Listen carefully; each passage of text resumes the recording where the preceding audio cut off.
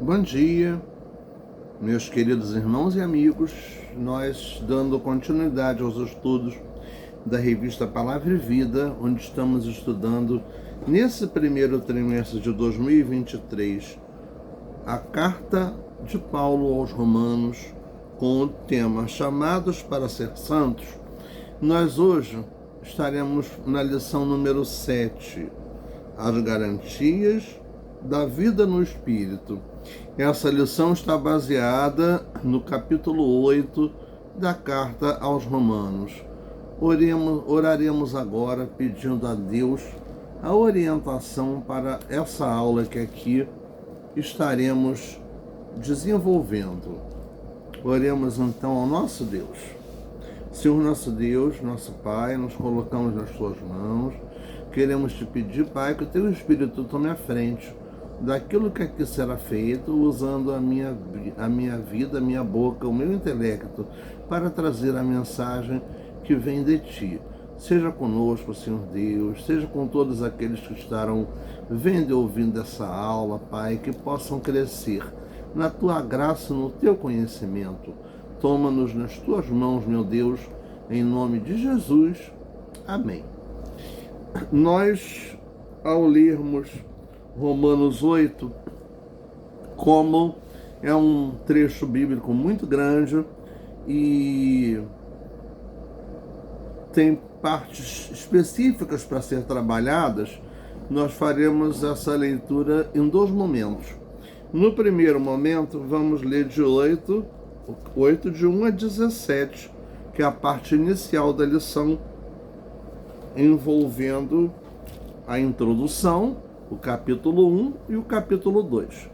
No capítulo 3, nós faremos a leitura a partir do versículo 18 até o versículo 39. Então, leiamos a partir do versículo 1, Romanos 8. O que nos diz? A nova vida, debaixo da graça, segundo o Espírito de santidade e adoção. Portanto, agora nenhuma condenação há para os que estão em Cristo Jesus, que não andam segundo a carne, mas segundo o Espírito. Porque a lei do Espírito de vida em Cristo Jesus me livrou da lei do pecado e da morte. Porquanto, o que era impossível à lei, visto como estava enferma pela carne, Deus, enviando o seu Filho em semelhança da carne do pecado, pelo pecado condenou o pecado na carne, para que a justiça da lei se cumprisse em nós, que não andamos segundo a carne, mas segundo o Espírito. Porque os que são segundo a carne inclinam-se para as coisas da carne, mas os que são segundo o Espírito, para as coisas do Espírito.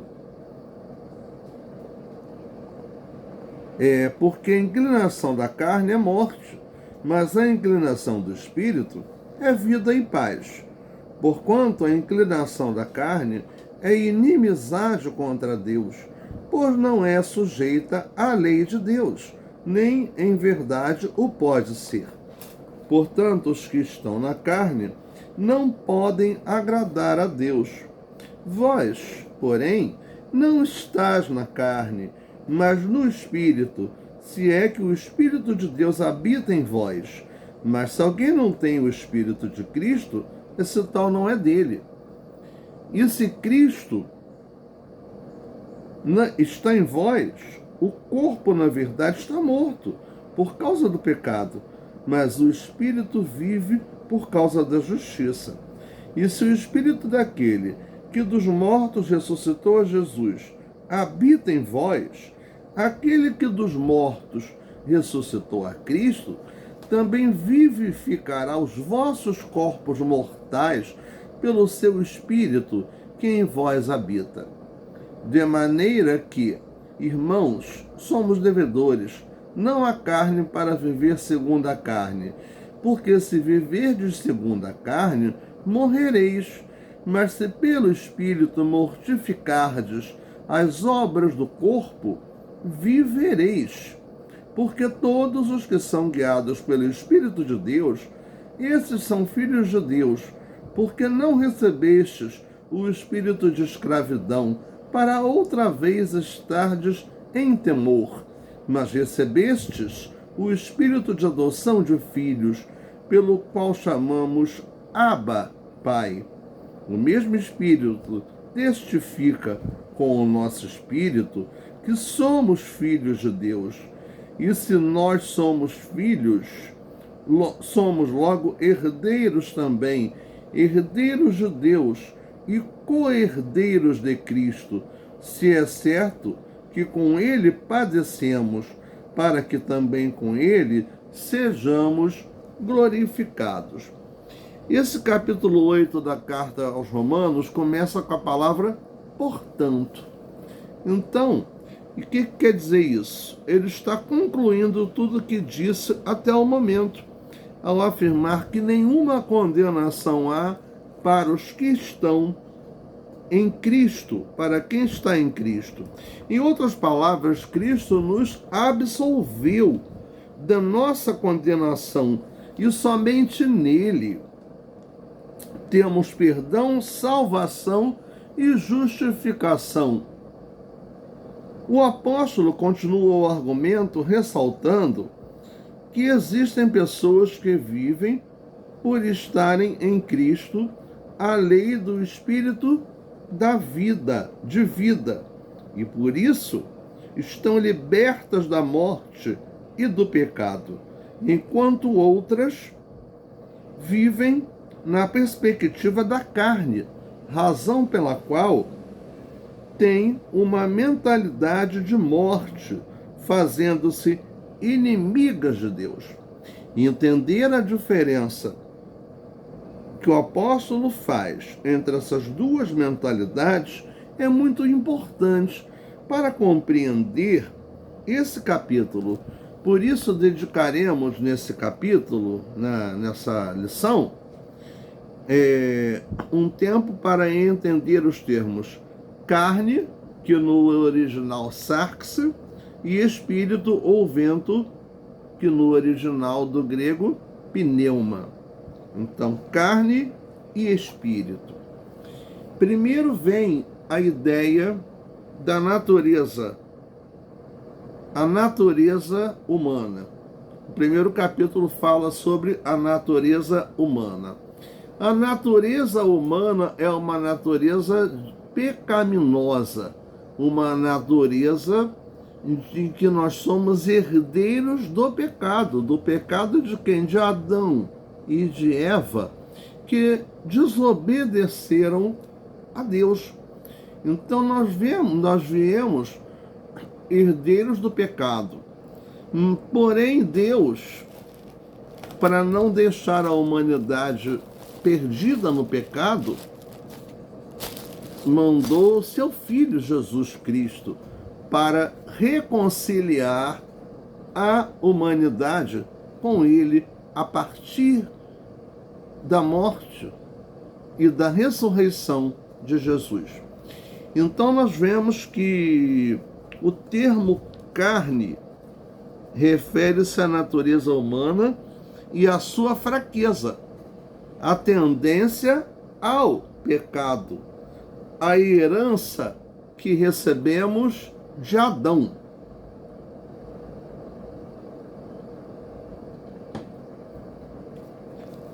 Então, sua fraqueza, sua impotência, seu desamparo de quem? Da natureza humana, dessa natureza humana pecaminosa que vem da origem de cada um de nós.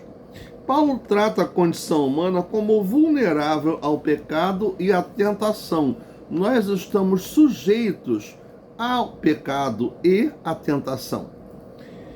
Menciona, inclusive, que a lei foi enfraquecida em nossa carne, em Romanos 8:3. Ora, ou seja, quem tem a mente voltada para a carne, quer fazer dos objetos desejados o fim último da sua busca, tornando-lhes seus deuses e seus ídolos, A carne domina a sua vida. O pecado domina a sua vida para quem vive segundo a carne. Viver na carne significa viver sendo a imagem de Adão, o homem que disse não para Deus e pecou. Então essa natureza da carne é a natureza do pecado, é a descendência de Adão, é o que fez com que nós nos tornássemos pecadores, o que nos distanciou de Deus e o que vem nos aproximar de Deus, o Espírito, a vida a partir de Jesus. A palavra Espírito, em contrapartida, ou seja, numa situação oposta, traz consigo a ideia de poder como de um poderoso vento, como podemos ver em João 3, quando Jesus afirma que o Espírito ou vento conduz os que nasceram de novo para onde quer e da forma que deseja. E quem é esse Espírito ao que o apóstolo João, o evangelista João fala? É o Espírito Santo de Deus, a terceira pessoa da chamada Santíssima Trindade, Pai, Filho e Espírito Santo. Bem, o que nos diz aqui? O Espírito representa o poder divino que atua em nós e nos faz viver uma vida diferente, controlada por Deus e não por nós. Paulo aborda o tema em Efésios 5,18, dizendo que precisamos nos deixar encher pelo Espírito. Em um primeiro momento, podemos pensar que a figura se refere a um copo que enche até transbordar, mas não é isso. A ideia é a do vento que enche as velas de um navio e o controla, dá um rumo para que esse navio possa prosseguir o seu caminho. Da mesma forma que o Espírito de Deus nos dá um rumo para a nossa vida. Ou seja, a natureza da carne é a natureza do pecado. A natureza do Espírito é a natureza da salvação, da vida. E a natureza da carne leva à morte. E que morte é essa? A morte espiritual, a separação eterna de Deus, né?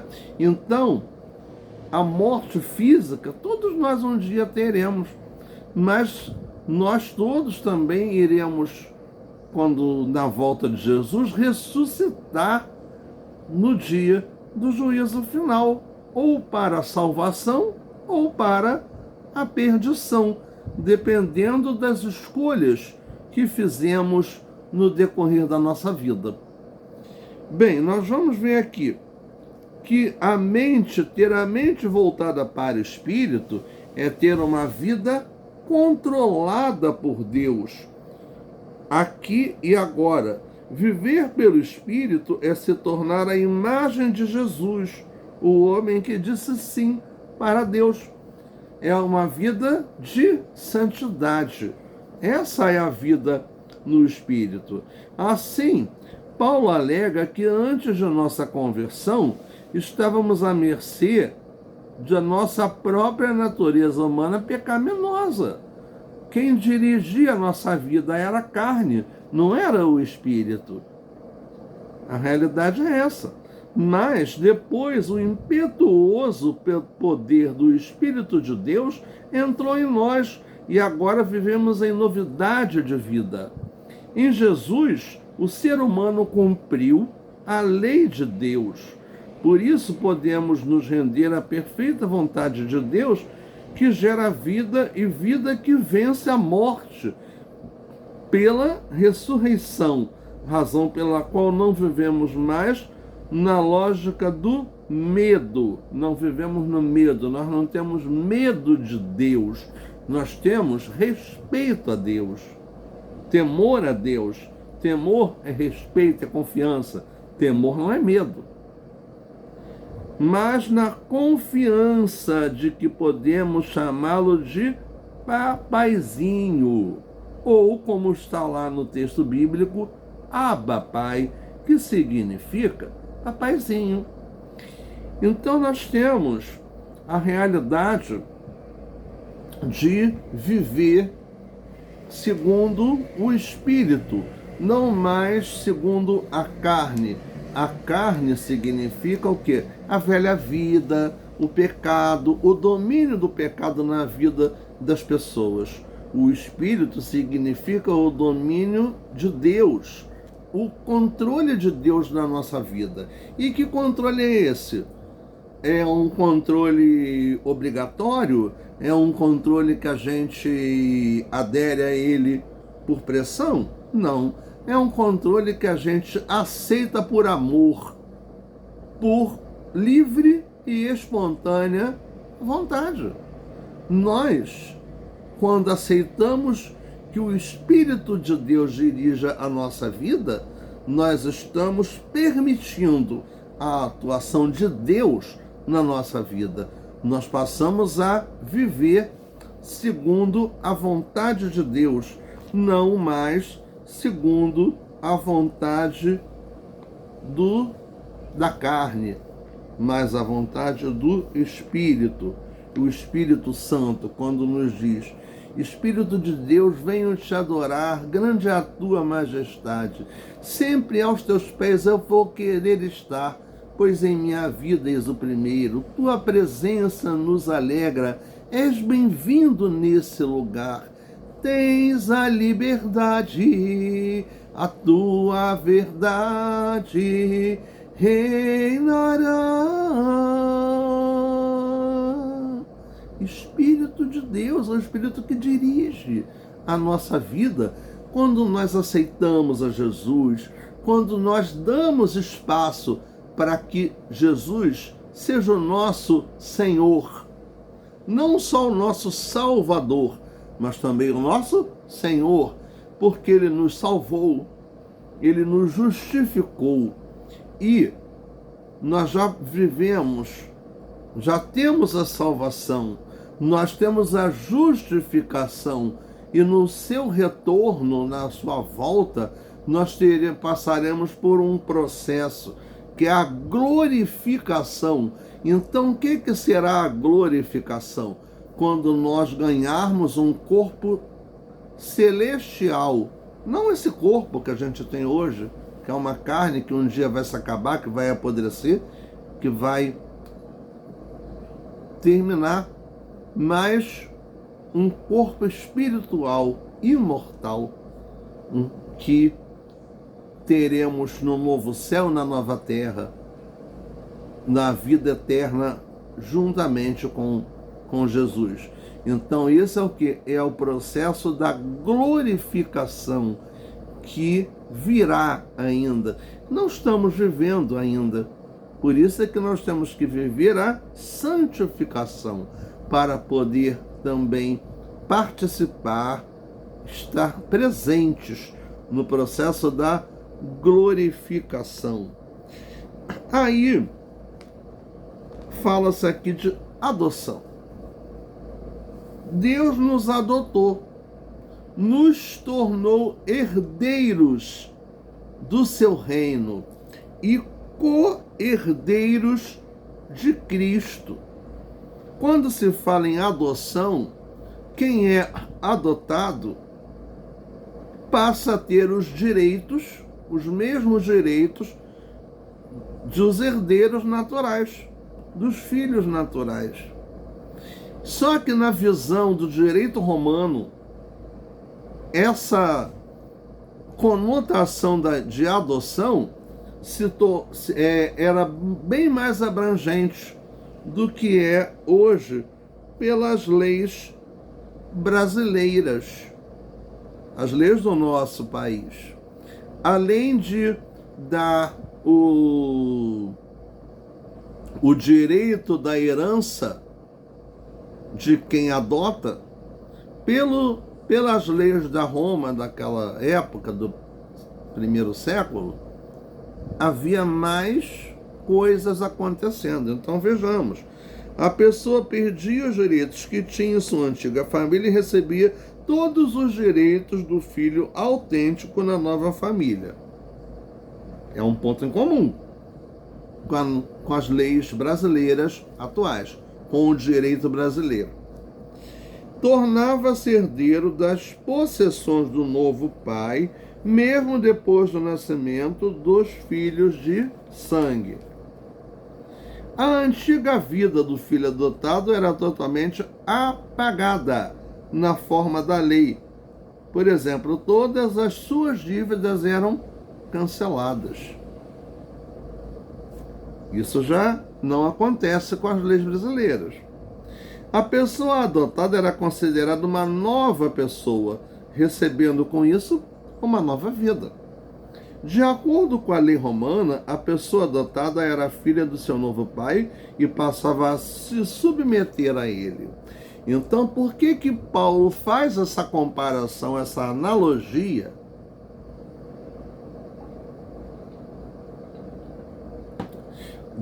do conceito de adoção no direito romano com o conceito de adoção que Deus nos concedeu quando nos adotou, quando nos tornou seus filhos, a partir da adoção? Porque Paulo tinha a intenção de comparar com a nossa entrada na família de Deus. Antes de sermos adotados por Deus, vivíamos sob o domínio do pecado em nossa condição pecaminosa, lá vivendo segundo a carne, como falamos agora há pouco. Deus, contudo, por meio da graça de Jesus, trouxe-nos para si mesmo como filhos. A vida passada já não tem legalidade sobre nós. Começamos uma nova vida. Vamos lembrar lá de 2 Coríntios 5,17, porque se alguém está em Cristo, nova criatura é. As coisas velhas já passaram, e eis que tudo se fez novo. Então nós somos nova criatura e temos uma nova vida. O passado foi cancelado e os pecados, as nossas dívidas, que são os nossos pecados, tá? Comparando lá a adoção que Deus fez conosco com como era a adoção segundo o direito romano. As nossas dívidas, os nossos pecados foram perdoados, tornamos-nos herdeiros de Deus e co-herdeiros com Jesus Cristo, o Filho legítimo de Deus. Por isso a herança de Cristo também é nossa. Nós também somos. Nós somos então co-herdeiros de Deus, juntamente com Jesus, o seu Filho. Se Cristo sofreu, também herdamos este sofrimento. Se Cristo ressuscitou em glória, nós também ressuscitaremos glorificados lá na nova vida, né?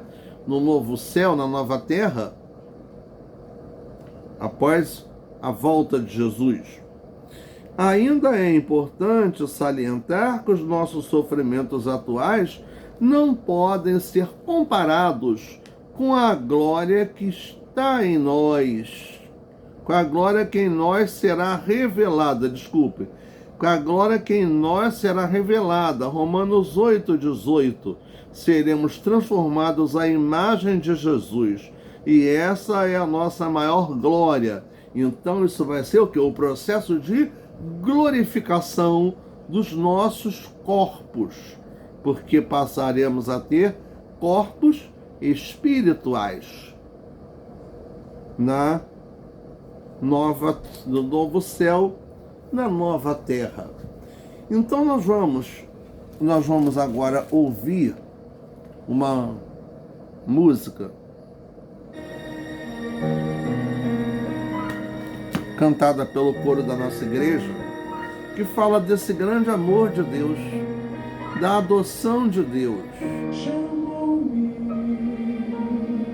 no eterno plano seu, chamou-me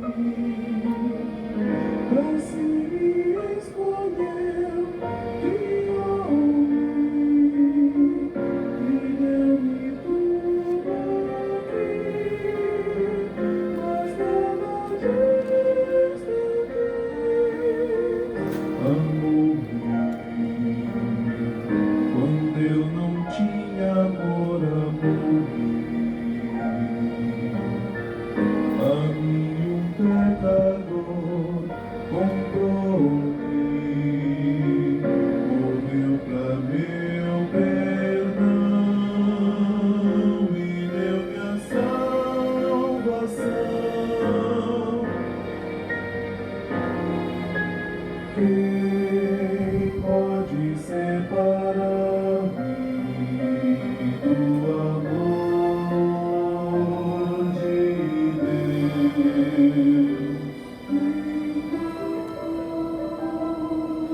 tristeza, fome, pobreza, nem angústia, peste ou perseguição, perigo atroz, nem tribulação. Mas nestas coisas somos vencedores, somos vencedores, por Cristo e seu amor. Pois certo eu estou que nem a morte, nem a vida, nem anjos, nem principados, nem poderes, nem o presente, nem o futuro,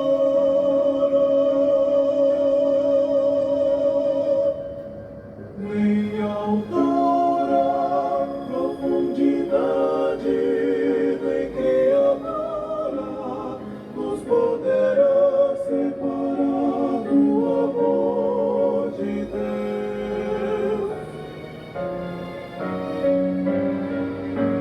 Pois certo eu estou que nem a morte, nem a vida, nem anjos, nem principados, nem poderes, nem o presente, nem o futuro,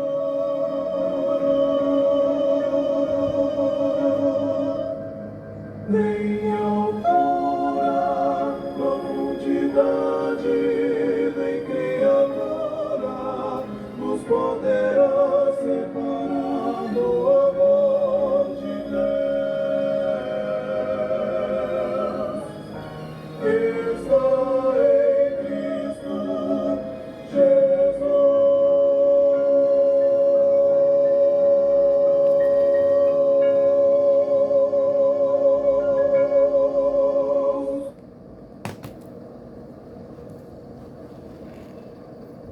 Bem, nós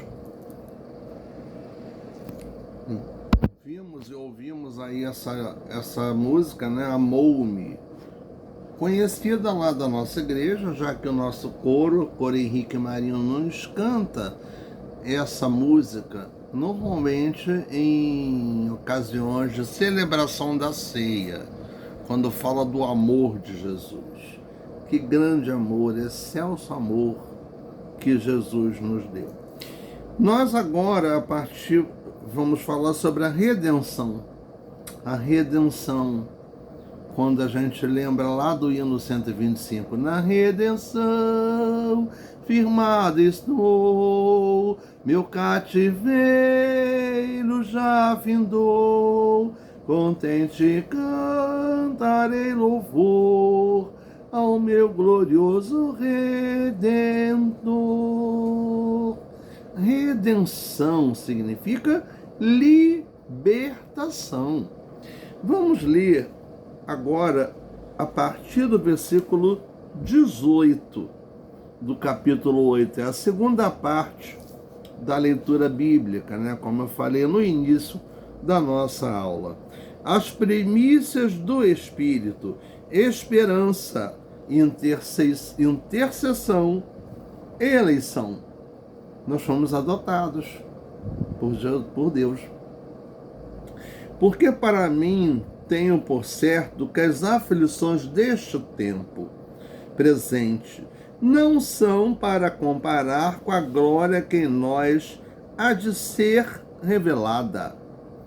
Porque a ardente expectação da criatura espera a manifestação dos filhos de Deus, porque a criação ficou sujeita à vaidade, não por sua vontade, mas por causa do que a sujeitou, na esperança de que também a mesma criatura será libertada da servidão, da corrupção, para a liberdade da glória dos filhos de Deus. Porque sabemos que toda a criação geme e está juntamente com dores de parto até agora. Então, quando se fala aqui, não está se falando só do ser humano, não. Está se falando também da natureza, do reino animal, do reino vegetal, dos problemas ambientais que a gente vive no planeta. E não só ela, mas nós mesmos temos as primícias do Espírito. Que temos as primícias do Espírito, também gememos em nós mesmos, esperando a adoção, a saber, a redenção do nosso corpo. Porque em esperança somos salvos. Ora, a esperança que se vê não é esperança, porque o que alguém vê, como o esperará? Mas se esperamos o que não vemos, com paciência, o esperamos. E da mesma maneira também o Espírito ajuda as nossas fraquezas, porque não sabemos o que havemos de pedir, como convém, mas o mesmo Espírito intercede por nós com gemidos inexprimíveis. E aquele que examina os corações sabe qual é a intenção do Espírito, e é ele que, segundo Deus, intercede pelos santos. E sabemos que todas as coisas contribuem para o bem daqueles que amam a Deus, daqueles que são chamados por seu decreto, daqueles que decidiram seguir a Deus. Porque os que dantes conheceu, também os predestinou para serem conformes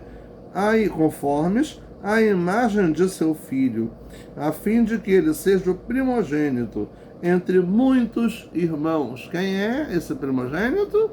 É Jesus. E aos que predestinou, a estes também chamou, e aos que chamou, a estes também justificou, e aos que justificou, a estes também glorificou. Eis os processos que nós comentamos agora há pouco também. Agora, a partir do versículo 31, começa um trecho bíblico conhecidíssimo.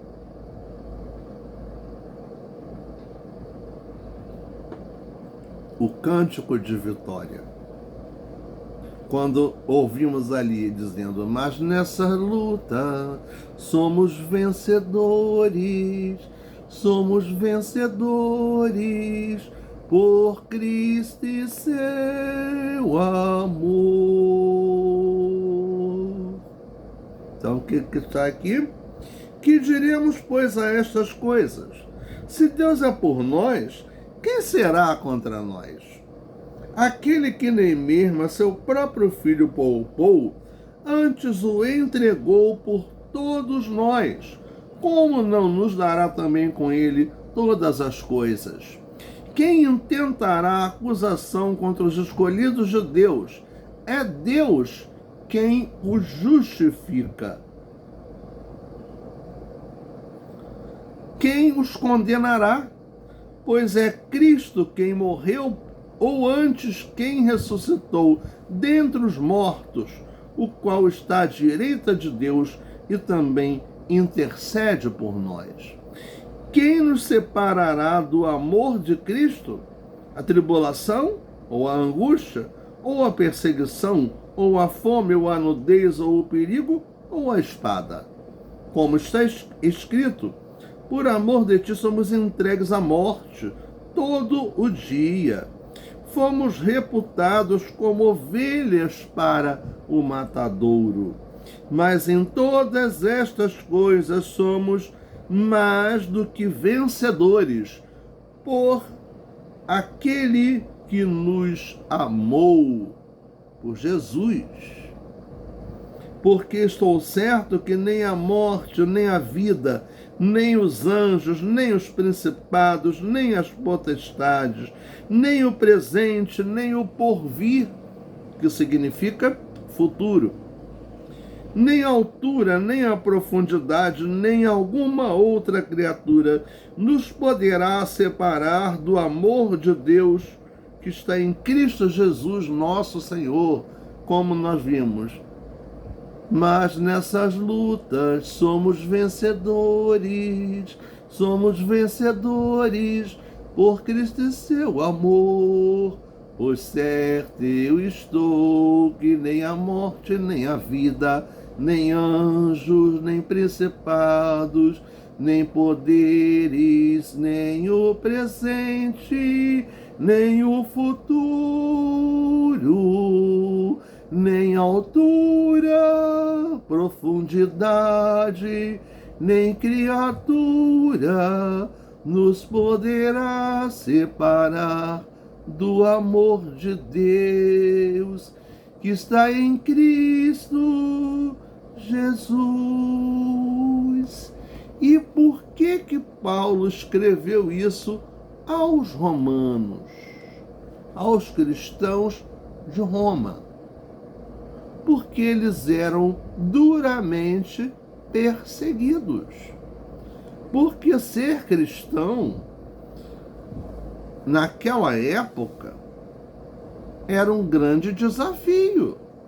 Essas pessoas eram perseguidas, eram presas, eram torturadas, eram mortas vivas, jogadas para ser devoradas pelos leões, por feras famintas. E ali estavam rindo, se divertindo com a morte dos cristãos. Quem? A própria população de Roma, o imperador romano, a sua corte, estavam ali se divertindo com a morte dos cristãos. Porque quando diz que nem a morte, nem criatura, nem potestades, nada nos pode separar do amor de Deus? Nada. Isso é a palavra de Deus que nos confirma. E nós precisamos nos apropriar dessa promessa, dessa verdade que a palavra de Deus nos coloca. Então aqui, efeitos da nossa filiação. Ele começa a ensinar sobre os efeitos da nossa filiação. com a nossa relação com a criação. Ele personifica a natureza, dando-lhe consciência, criando a imagem de uma natureza que deseja sua própria redenção e o dia que será libertada da destruição que ela experimenta. A natureza, contudo, foi submetida à inutilidade involuntariamente, tornando-se maldita por causa da desobediência de Adão. Assim, Paulo enxerga a natureza gemendo e aguardando a libertação da morte e da corrupção que o pecado do homem trouxe ao mundo. A natureza aguarda a nossa manifestação como filhos de Deus. Temos responsabilidade de guardar e de cuidar da criação. Paulo está demonstrando aqui uma visão, uma consciência ecológica, porque a natureza geme. O pecado no mundo não trouxe só a corrupção humana, trouxe também a destruição do meio ambiente, coisas que a gente sabe que são prejudiciais para a nossa sobrevivência. Então, isso é um fato que lá no primeiro século ele já falava disso. E veja o que a gente vive hoje. A degradação ambiental vivida no nosso planeta. São consequências do pecado, da ganância, da ambição desmedida, das pessoas que querem usar os recursos da natureza e usar gente como se tudo estivesse à sua disposição.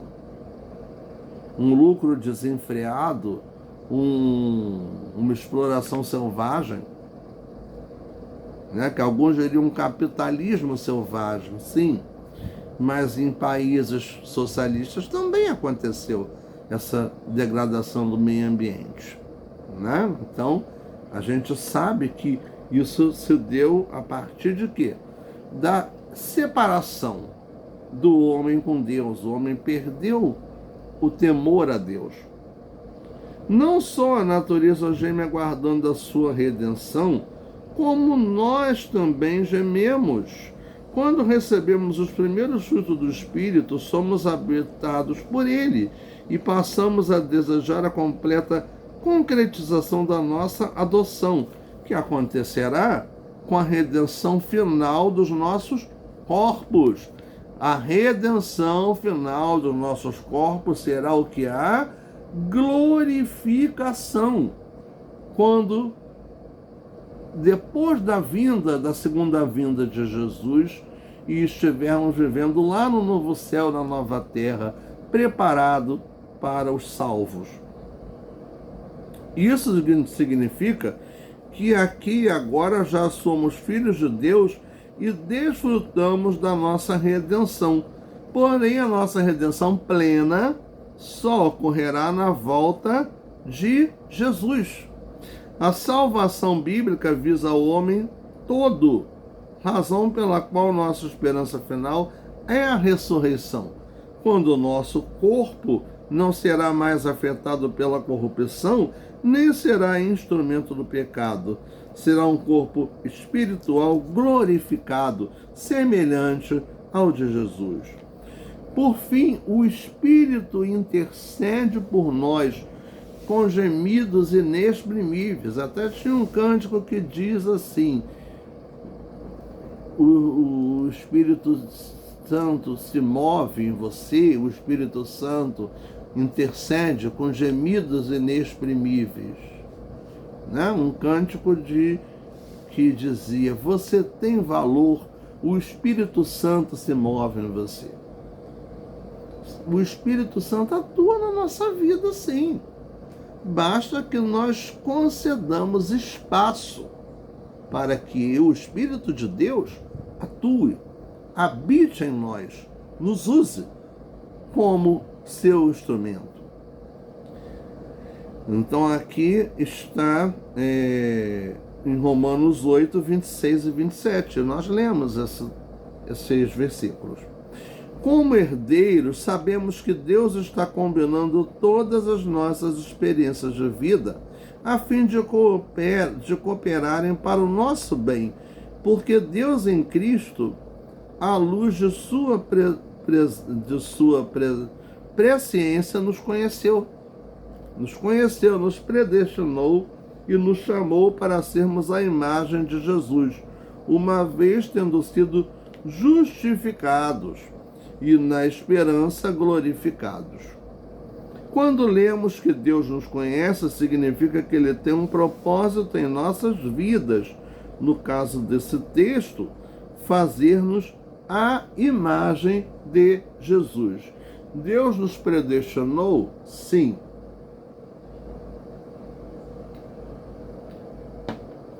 E o que significa isso? Deus predestinou toda a humanidade para a salvação. Porém, Ele também nos deu o livre-arbítrio, o direito de escolha. Então, nem toda a humanidade quis ou quererá a salvação em Jesus. Então, daí uma justificativa para colocar que nós fomos e somos alvo do amor de Jesus. Mas nós temos que permitir que Ele entre na nossa vida, que Ele atue na nossa vida. Concluindo essa lição, que fala do Espírito, das garantias da vida no Espírito, vemos que a profunda experiência de filhos que temos Deus não poupou o seu próprio Filho para morrer na cruz, para ressuscitar, para nos libertar da pena do pecado, da morte espiritual. Mas o entregou em nosso favor. Por isso, estamos seguros em tudo que Jesus fez por nós, como vimos até aqui. Temos a segurança de que a nossa salvação é fruto da obra de Jesus, nosso intercessor, que nos torna mais que vencedores por meio do seu amor. Assim, Paulo, nesse capítulo 8 da Carta aos Romanos, ensina-nos uma maneira nova de estabelecermos comunhão com a divindade. Não estamos mais em um tribunal, mas sim à mesa de nosso Pai, em uma relação de amor. E nada pode nos separar do amor de Deus que está em Cristo Jesus, nosso Senhor. Nada pode nos separar do amor de Deus. Nada. Por certo eu estou que nem a morte, nem a vida, nem anjos, nem principados, nem potestades, nem o futuro, nem o presente nos poderá separar do amor de Deus que está em Cristo Jesus. Amou-me. O eterno plano seu amor-me. A mim, um pecador, salvou-me. Me deu a salvação, me deu perdão. E por você também. Nos justificou e nos glorificará a partir da nova vida que teremos juntamente com Ele na sua volta. Então, que grande amor, excelso amor, que Cristo nos mostrou, que Cristo nos deu. Louvemos tão grande amor, sim, tão grande amor que Cristo assim nos manifesta. Que maravilha de amor que nos trouxe para Deus, que nos deu a redenção, que nos salvou. Que coisa bonita. Mas isso tem que ser vivido. Isso tem que ser apropriado por todos nós. De expressar nossa gratidão por esse tão grande amor, por essa tão grande salvação que Deus nos deu por meio de Jesus Cristo. Para pensar e agir, né, a parte finalzinha da nossa lição, aqueles pontos que são para refletirmos de forma introspectiva, ou seja, de fora para dentro. Quem é que tem que avaliar nesse momento? Eu vou me avaliar, você vai se avaliar. Não é os outros que vai te avaliar, não. É você mesmo. É a autoavaliação. Você compreendeu que somente pela ação do Espírito é que podemos viver para Deus? Segunda, você compreende que como filhos temos responsabilidades sobre as coisas do Pai, como, por exemplo, a natureza? Você consegue descansar no amor de Deus que está em Jesus? Para refletirmos. Louvemos esse grande amor. Louvemos a nossa salvação, o perdão, a misericórdia do nosso Deus, a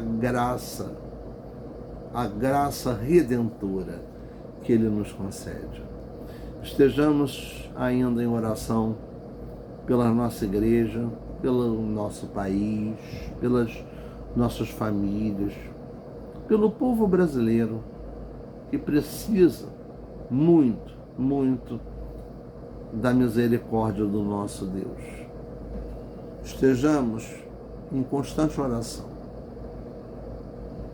por todos nós, para que Deus tenha misericórdia do povo brasileiro, tenha misericórdia das nossas autoridades e também de nós, né? E que nós sejamos luz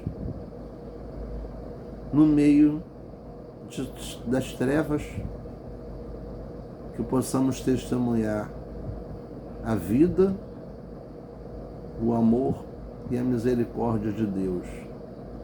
Oremos. Pai querido, muito obrigado pela tua direção. Muito obrigado, Senhor, por podermos estar aqui, reunidos, estudando a tua palavra, podendo falar do teu amor, da tua graça, da tua misericórdia, da tua salvação. Ó Deus, atua em nós, nos fortaleça a cada dia. Toma, Deus, o nosso testemunho, meu Deus. Abençoa, Pai querido, o nosso país. Abençoa as nossas autoridades. Abençoa, Deus, o povo brasileiro.